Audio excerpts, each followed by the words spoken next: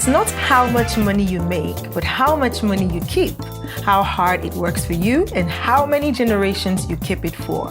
Robert Kiyosaki. Are you a business owner and would you love to be a sponsor for an episode on the Afrocentrist Podcast? Then send us an email to theafrocentrist@gmail.com to get our affordable rates. However, note that our brand mention is not an endorsement of the brand or business. Hence, ensure to do your due diligence before engaging with any brand mentioned on the Afrocentrist Podcast. Welcome to today's episode of the Afrocentrist Podcast. My name is Ejiro Osakede and I'm delighted to be here again. On today's episode, we will be talking about investment. And to take us further in this discussion is my guest, Carol Dube. Carol is a Zimbabwean mother of three. Her journey into becoming debt-free and building wealth has ignited a passion within her to help others along their financial journey. She holds an MEng degree in chemical engineering. She is a chartered chemical engineer and a member of the Chartered Institute of Chemical Engineers, UK. She has over 10 years experience working in the oil and gas industry in the Middle East and Europe. In her spare time, she volunteers as a financial coach. So now let's just get into the topic of the day. All right, guys, welcome back. So I have with me here my guest, Carol Dube. How are you, Carol Dube? Well, I'm very well, thanks, Ejiro. How are you? I'm doing well. Thank you so much. Thank you for availing yourself to be here today. You're most welcome. No problem. So we're talking throughout the month of October, we're talking about personal finances. And so far we've covered budgeting, saving, and then managing debt. And today we're talking investment, all right? So I was just, checking around. So, okay, what is it? What exactly is investment? And Investopedia defines investment as an asset or item acquired with the goal of generating income or appreciation.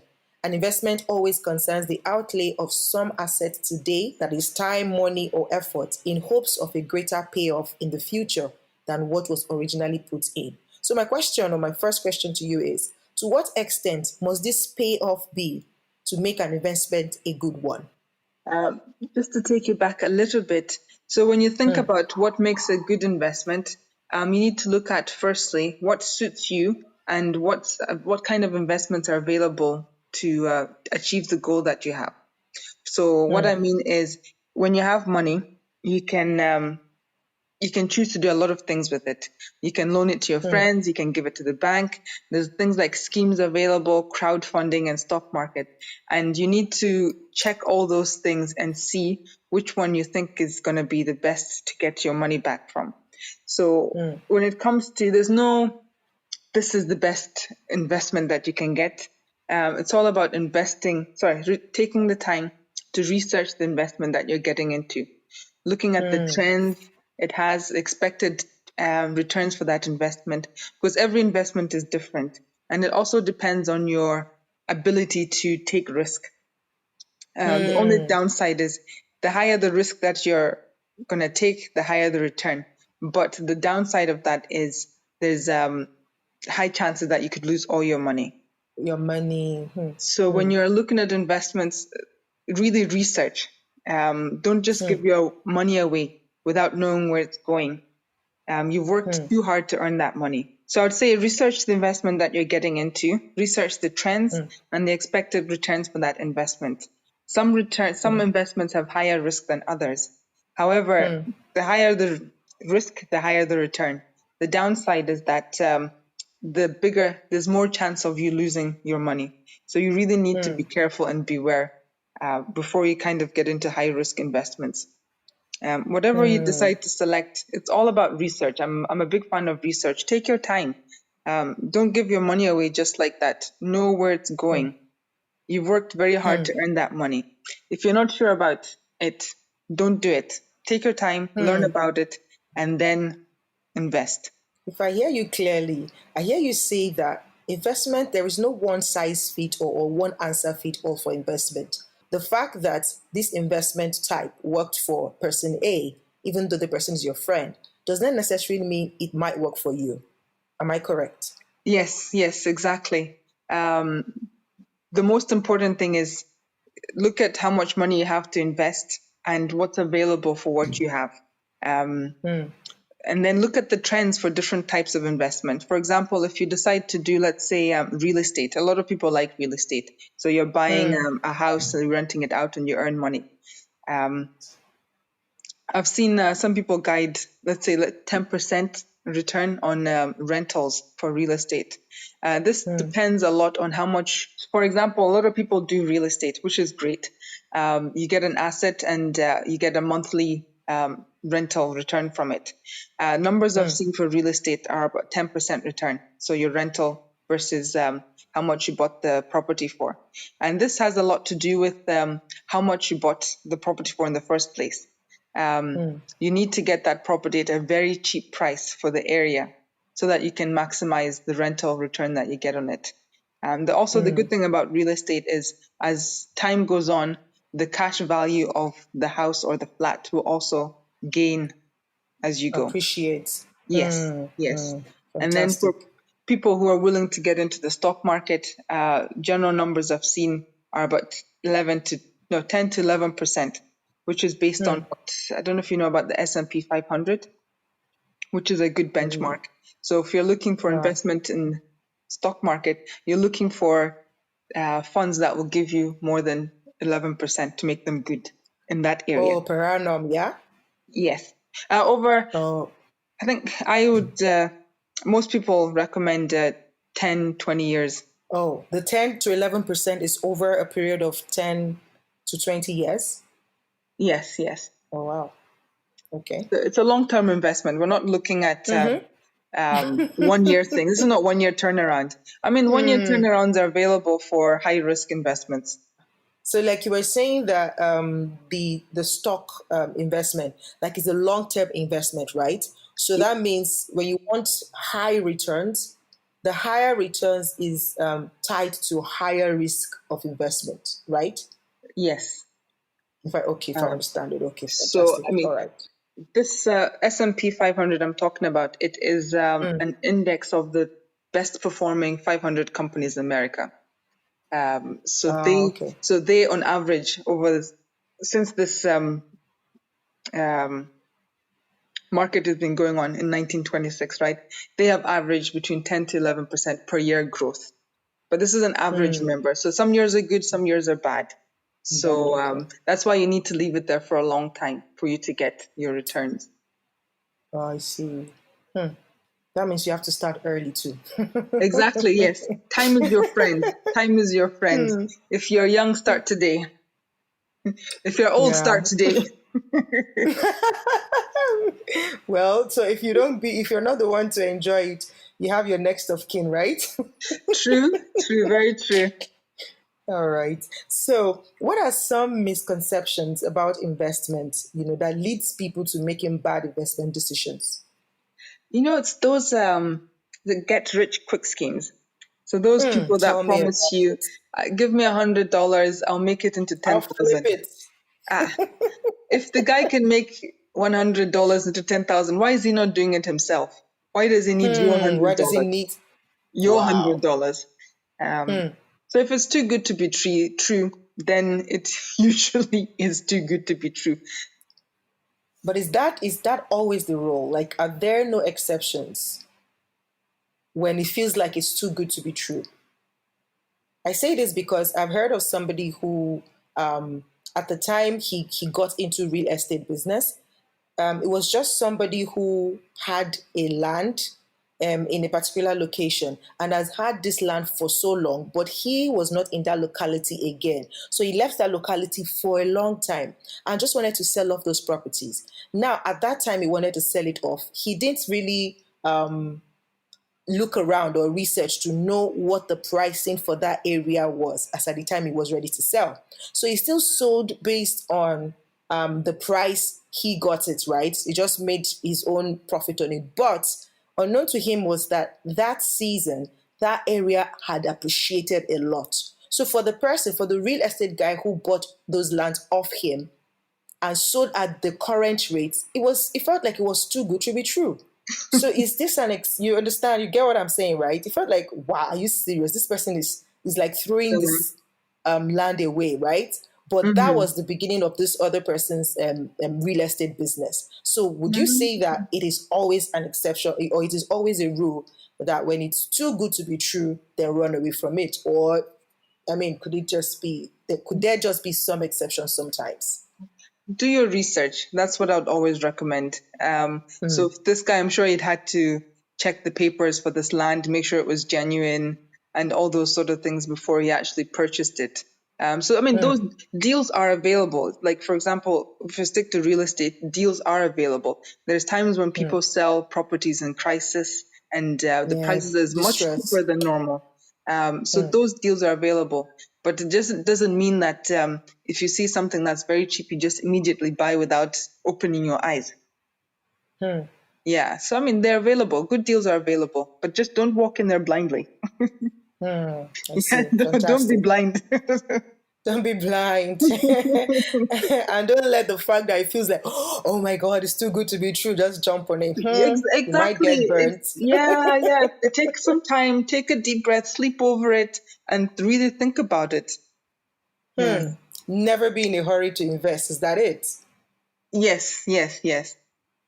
But Um, then when you talk about that, I mean, if you put it that way, right? It feels like, I mean, but something like stock, you don't have time to think, especially if you're trading live. No, no, no, no. I'm not trading life is a no-no for me. I don't trade life. Trading is like in out in out. Those things for me, it's not. I wouldn't The recommend that. risk to your health is even higher than the risk to the investment, right? All right.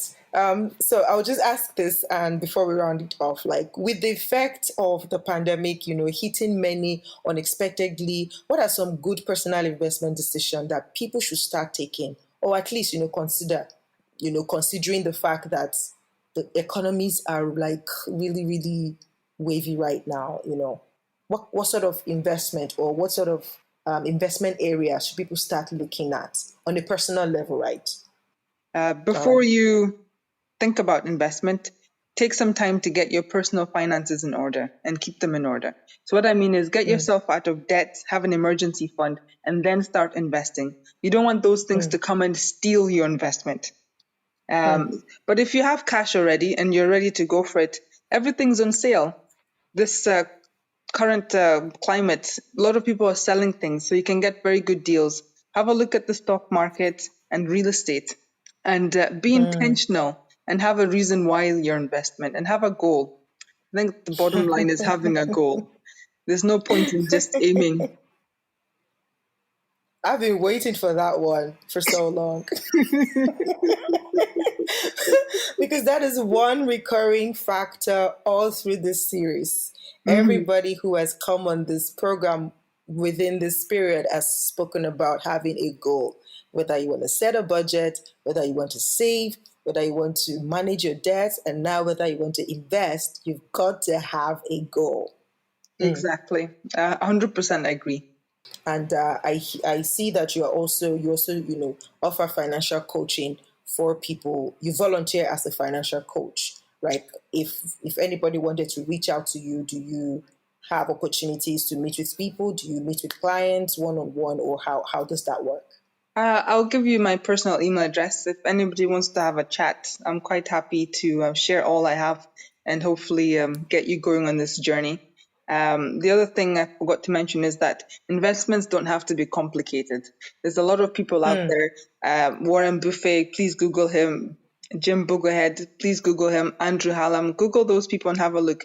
And Dave Ramsey, Google them. And they all say investments don't have to be complicated. They're simple. So keep it simple. Yeah. And simple, with what would simple look like, if I may just dissect it for anybody listening? What would simple look like?